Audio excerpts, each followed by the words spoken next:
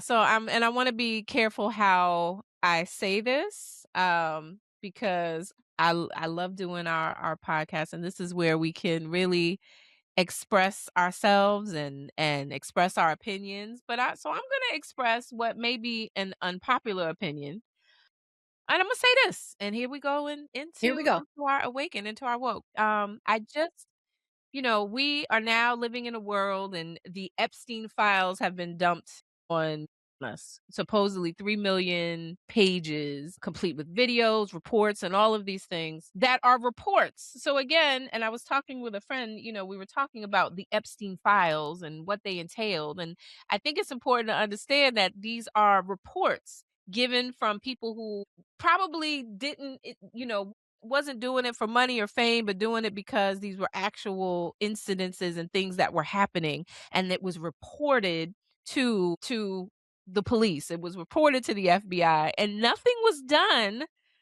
Nothing was done. So now it just happens to be public. So in those files, there have been reports, and and I want to be careful when I say this because it wasn't like every lead was investigated, but again, they were reported, and you had a lot of, and no, I didn't read all 3 million pages, and I'm not going to. But when you have certain people saying the same thing over and over, we're talking about child abuse, pedophiles, eating people, cannibalism, sex trafficking, and then you have these protected criminal networks that are allowed to continue these things. You have unaliving. I mean, they talked about snuff films, and I remember being in college, and that was a thing back in the day. It was a thing called Faces of Death, and people used to watch these snuff films, these videos.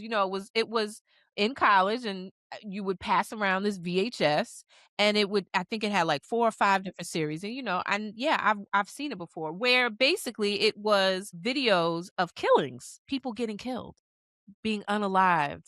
And when they talk about in these files that there are snuff films, because there is a market for people who enjoy and watch this filth.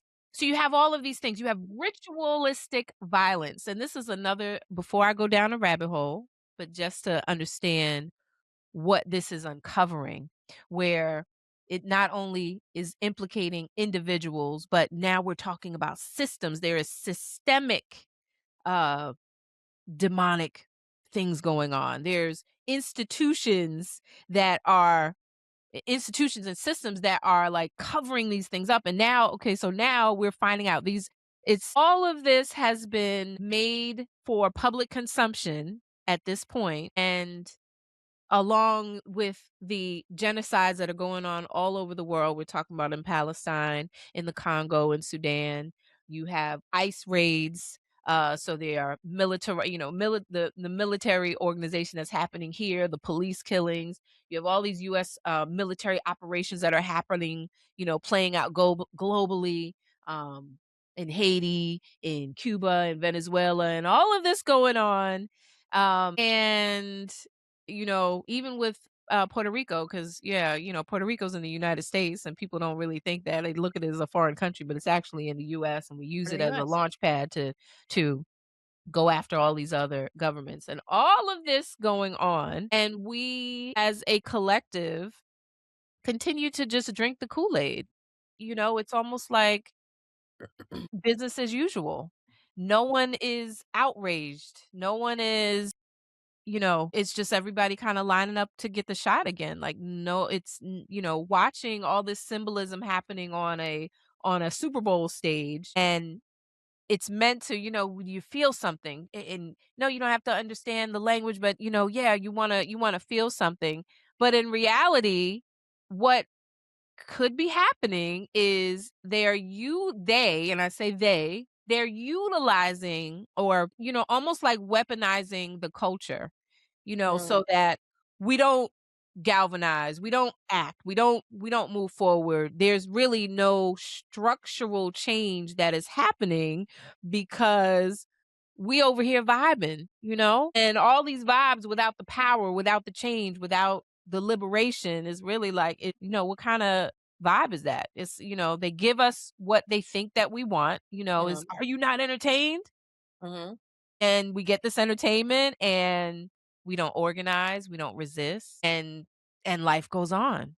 We've got all this information that, has makes it clear that we are dealing with otherworldly beings and evil at its core, and, we still wanna know who won the Super Bowl. And I'm not sitting here holier than thou either, because and we are all guilty of it, and this is why I said it's important to be of the world, be in the world, but not of it. Of the world. Be in it, because this is for whatever reason, this is energetically where we chose to be in this day and time. It's like we are watching the fall of an empire. We're all sitting around the watching the fire, Right. and what's the next step? So we've been giving this information that, you are dealing with real evil. We are looking in the eye, it's around us. What do we do with that?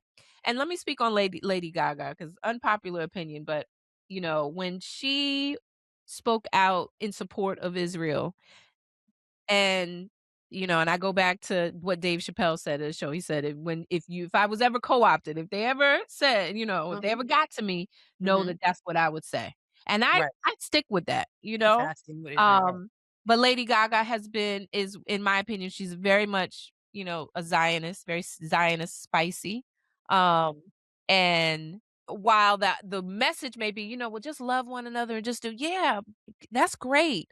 But how are we getting to the change that is needed, the material change that people, and this is not, I'm not just looking at color. I'm not just saying, just black people, just because if we look on a global scale, as human beings, and the basics of humanity, how do we get to a place where we're aligned with our fellow man in a way that moves us forward, not being, we have these distractions, and that's what with these platforms and social media, and now with all these files and everything going on, and then we sit here and we're watching Bad Bunny, great show, but to me, like, this could be looked at as another psyop. It's another psychological operation to get us to, kind of anesthetize in a way, like, well, y'all got your representation, or you're good. Right. There's no resistance with it. Right. Do you Yeah, hear I what I'm I hear what you're saying? saying, and it's almost as if, kinda like when people said, "You got a black president, like, you happy now?" Like Right. like, it was to distract us, so I hear what you're saying with stuff like that. They're putting the powers that be, I don't know how to explain they, are putting things in front of us to really distract us from what's really going on, and to distract us from things that we really should care about and what we should really deem important. We're so jaded. I'm going to use the word jaded to what you're saying, to the point where, remember, I told you about how cold it was today? I said, we got so used to the cold out here because we've had like 6-degree weather that today is Mhm. 38 degrees. And we're really like, oh, it's kind of warm, taking off our gloves. Like today, we're talking to each other at work. Like Mother Nature's giving us spring, huh? Mind you, it's 38 degrees. It's still cold. We got so jaded with this cold weather, so to speak. We got so jaded with, sexualizing everything and violence that, Mhm. that it's in front of us. And we're like, well, it's not that bad. Like, well, Mm. at least they're not sending you a video. At least it wasn't, in your backyard, but it's Yeah. going on right here. Just shut your blinds. You don't have to look at it. It's what we're literally, it's what's in the feed, like what we're feeding ourselves, what they're feeding us. And I would say social media is a big part of that. It's all happening electronically. Woo! That's a scary thing because we're, like Yeah. you said, are we part of the problem? Or are we part of the solution? And this is where Come on. we have to look at ourselves and see what role do we play?